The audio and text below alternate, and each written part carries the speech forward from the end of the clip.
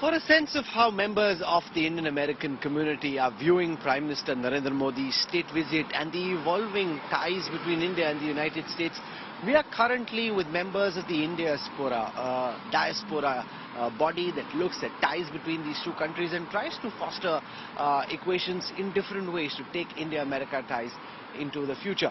So I want to introduce you to some people who are with us. I'll start with Sunil Wadhwani, founder and chair of the Wadhwani Institute for Artificial Intelligence. With us also is Grammy Award winner Ricky Kej, musician. He's here. We've had him on the show before he came here, and it's good to have him back once again. I want to introduce Vijay Rajwaidya, managing director of India Currents, and we've got Nalini Saligram with us as well. So welcome. I want to start by asking Sunil Wadhwani about the state dinner last evening and what stood out to you as being the highlight of the manner in which the whole program was brought together. I'll tell you, the dinner was very impressive, and as you probably know, President Biden in his entire 3-year term so far, this is only his third state dinner. So I think that speaks to the fact that US-India relations are getting elevated. They were strong to begin with. They are becoming stronger. And in listening to both Prime Minister Modi yesterday as well as President Biden, it's very clear that they see a great strategic partnership developing over here on a variety of fronts. Everything from defense cooperation to business cooperation to arts, culture, science, research and so on. What was also striking was not just that the relationship between the countries is getting elevated to a higher level, but also what came out was the personal rapport between the Prime Minister and President Biden is very strong and getting stronger, and that is again so important for relations between the countries. The turnout and the quality of the audience at the state dinner was really striking. CEOs of all the top companies in the US, Indian CEOs, American CEOs, like the CEO of Microsoft and Google and Boeing, GE and so on. And beyond the relationship between, again, the Prime Minister and the President, what was also striking was the camaraderie between all the people who were there at this dinner, at this state dinner.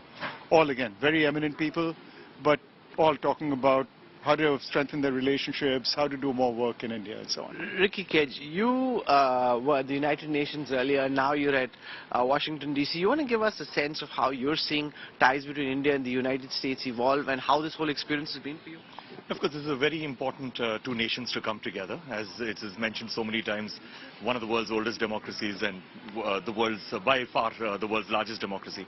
So I was there at the World Yoga Day event, which happened at the United Nations headquarters. And it is absolutely amazing to see that how Prime Minister Modi, brought into effect this World Yoga Day in 2014 for June 21st. And, and pretty much popularized yoga all over the world, gave so much credibility to this amazing form and brought yoga as a very strong form of soft power from India to the world. And also I was there at the White House lawns for the welcoming of Prime Minister Modi, and that was a spectacular event. It was quite surprising for me, and actually not so surprising to see that on the White House lawns of the United States of America, everybody is shouting, Modi, Modi, Modi. And he's, with 1.4 billion people in India, I think what we need is a world leader, not just a leader for India, and that's what Modi represents.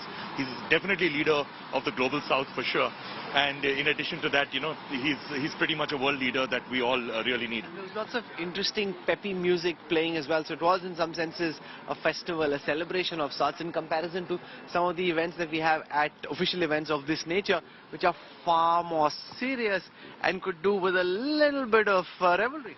Even the speeches also, if you look at it, the speeches were not super serious as you would imagine them to be, and that showed the camaraderie, as Sunil said, that showed the camaraderie between these two amazing presidents and how they were almost finishing off each other's sentences and, both of them are agreeing on so many important issues and important things. So it's a very, very good time for a collaboration between India and America, and I think it's a collaboration that has been happening for a while now, but right now it's going to go from strength to strength. Vijay, sorry to interrupt, but speaking of music and collaboration, one of the interesting things that happened at the state dinner yesterday was I happened to be at a table with Mr. Anand Mahindra, major industrialist from India.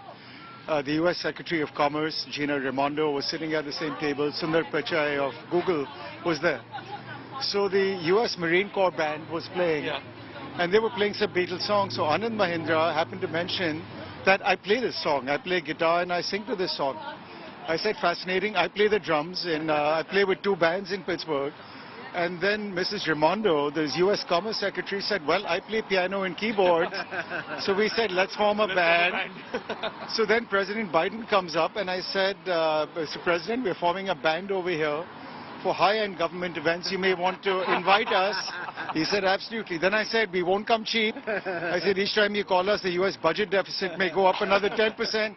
He said, not a problem, it's a good investment. So another way of investing in ties between India and the United States. That would be interesting. Some of the musicians, though, will feel, hey, we suddenly have competition. And then you can get Ricky Cage to bring all music together. And for all you know, Grammy award-winning you may win a Grammy as well, given the run that following big shoes to fill over here behind Ricky.